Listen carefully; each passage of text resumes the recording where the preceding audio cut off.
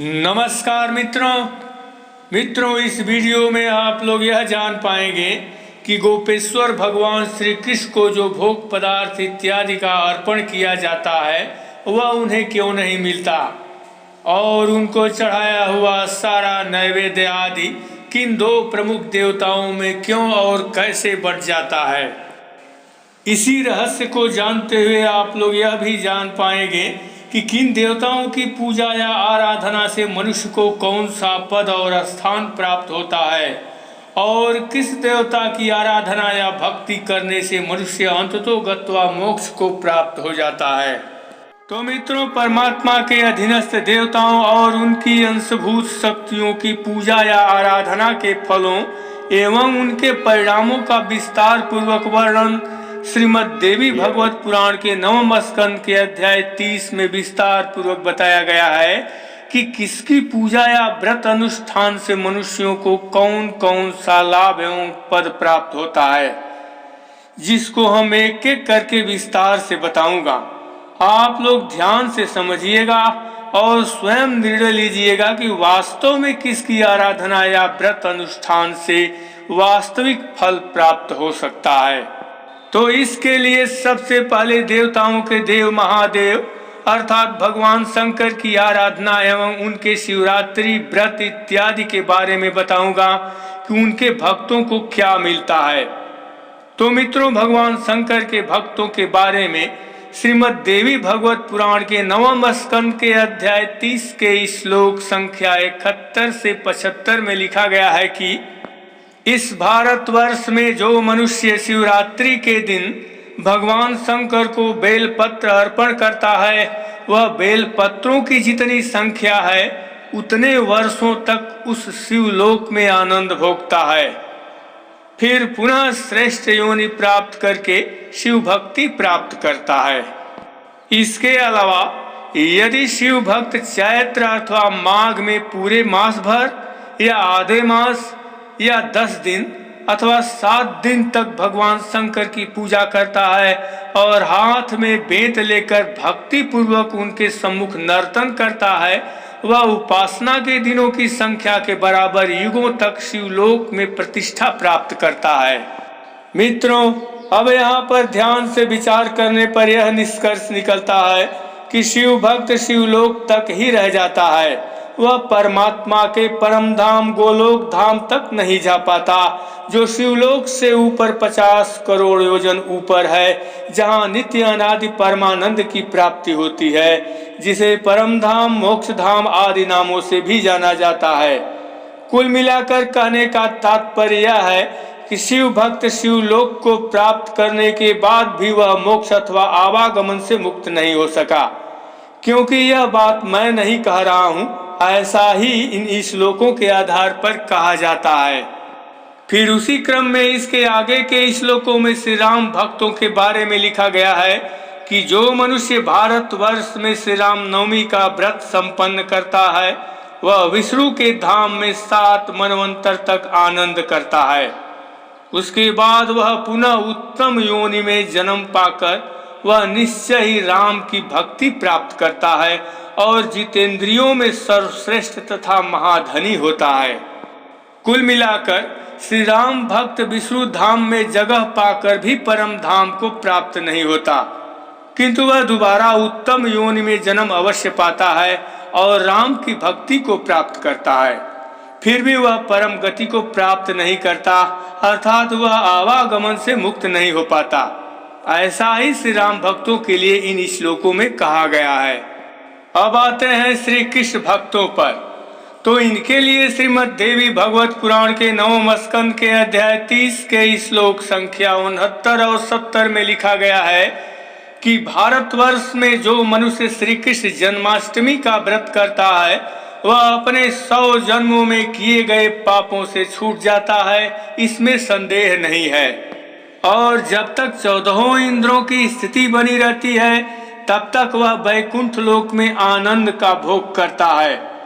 इसके बाद वह पुनः उत्तम योनि में जन्म लेकर निश्चित रूप से भगवान श्री कृष्ण की भक्ति को प्राप्त करता है, अर्थात अभी भी वह परम धाम या मोक्ष को प्राप्त नहीं होता, केवल वह श्री कृष्ण भक्त बनकर रह जाता है।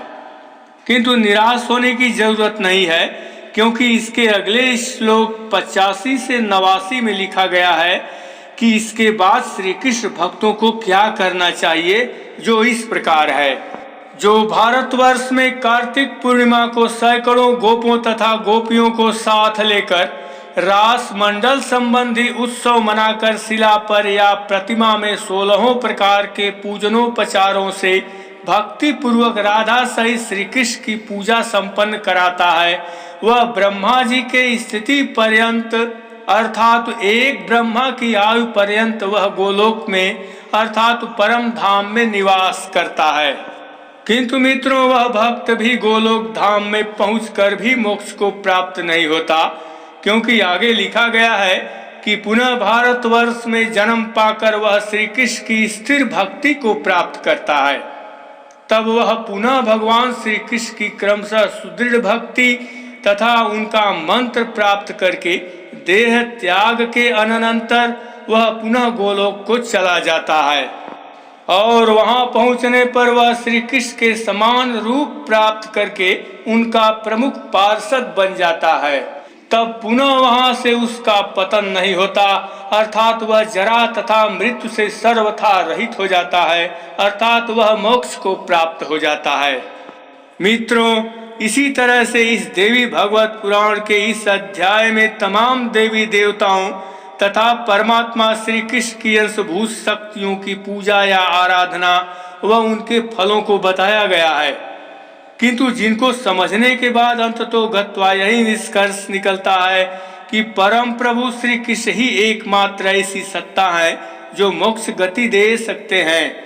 बाकी उस परम प्रभु परमात्मा श्री कृष्ण की अंशभूत शक्तियों की आराधना या पूजा करने से व्यक्ति का कल्याण संभव नहीं है, क्योंकि ऐसी ही बात भगवान श्री कृष्ण गीता के अध्याय 7 के श्लोक संख्या 23 में कहे हैं कि उन तुच्छ बुद्धि वाले मनुष्यों को उन देवताओं की आराधना का फल अंत वाला अर्थात नाशवान ही मिलता है।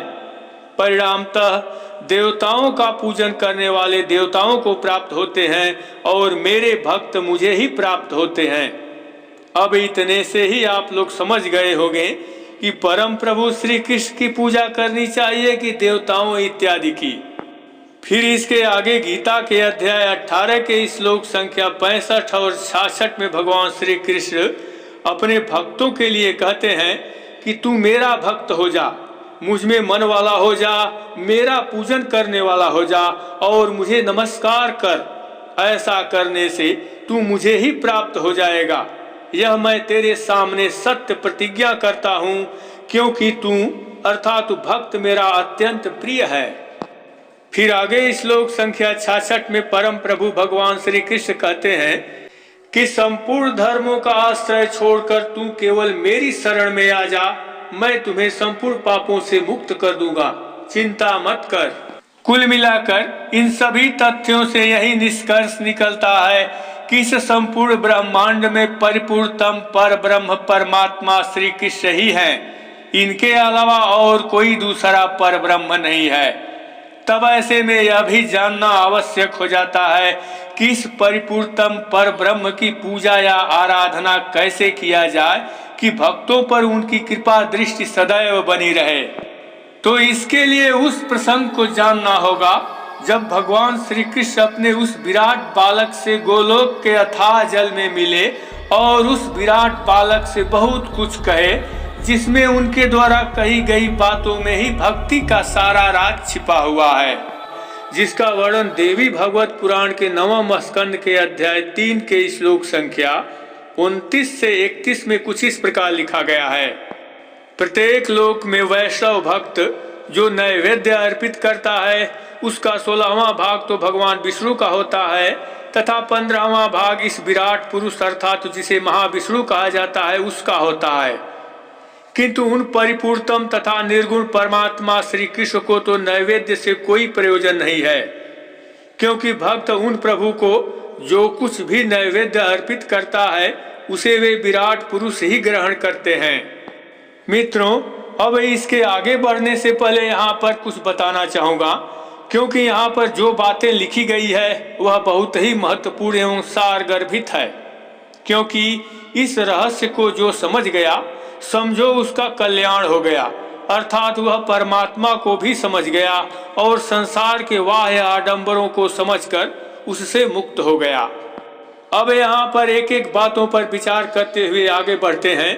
तो यहाँ जैसा कि लिखा गया है कि प्रत्येक लोक में वैष्णव भक्त जो नैवेद्य यानी भोग पदार्थ अर्पित करता है उसका 16वां भाग भगवान विष्णु का होता है तथा 15वां भाग इस विराट पुरुष जिसे विराट विष्णु गर्भोदक साई विष्णु भी कहा जाता है उसका होता है।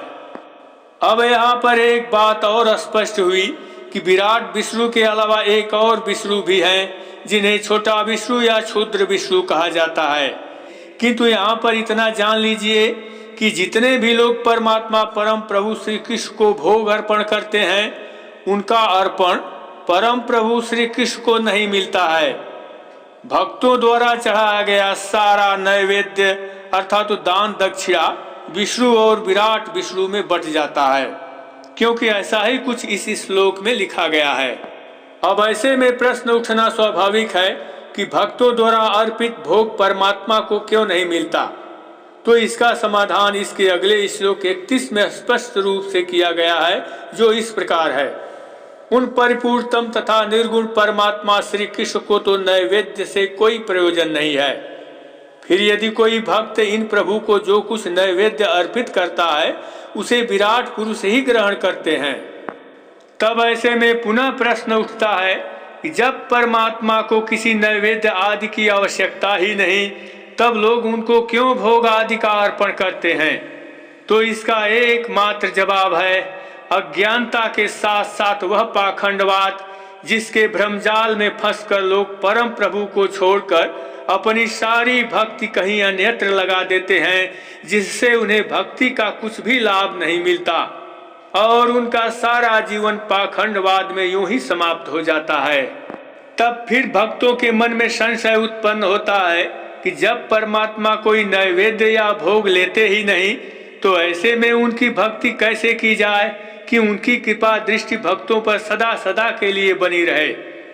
तो इसका एकमात्र समाधान यही है कि भक्तजन केवल उस परमात्मा परम प्रभु को जानकर पहचान ले कि एकमात्र यही परम प्रभु परमात्मा भगवान श्री कृष्ण हैं, बाकी सब मिथ्या है। उसी दिन परम प्रभु की कृपा ऐसे भक्तों पर स्वतः हो जाएगी। उनकी भक्ति के लिए भक्तों को कोई चढ़ावा नैवेद्य छाप तिलक इत्यादि लगाने की आवश्यकता नहीं है।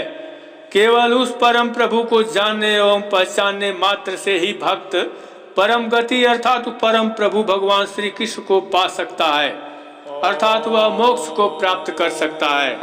तो मित्रों, मैं उम्मीद करता हूं कि अब तक आप लोग परम प्रभु परमात्मा को अवश्य पहचान गए होंगे और यह भी जान गए होंगे कि पाखंडवाद को त्याग कर बड़े आसान तरीके से परम प्रभु या परम गति को कैसे प्राप्त किया जा सकता है। किंतु जो लोग मेरे इस शास्त्रोचित कथनों से सहमत नहीं हैं, उनका भी मैं तहे दिल से स्वागत करता हूं, क्योंकि हर व्यक्ति अपना स्वतंत्र निर्णय लेने के लिए स्वतंत्र होता है। इस पर मुझे कुछ कहने की जरूरत नहीं है, क्योंकि यह एक आस्था का विषय है। इस पर किसी को जोर जबरदस्ती भी नहीं करनी चाहिए, क्योंकि ऐसा मेरा कहना और मानना भी है। तो मित्रों, परम प्रभु परमात्मा की भक्ति वाला यह प्रसंग कैसा लगा अवश्य बताइएगा। फिर मिलेंगे दूसरे वीडियो के साथ, तब तक के लिए नमस्कार।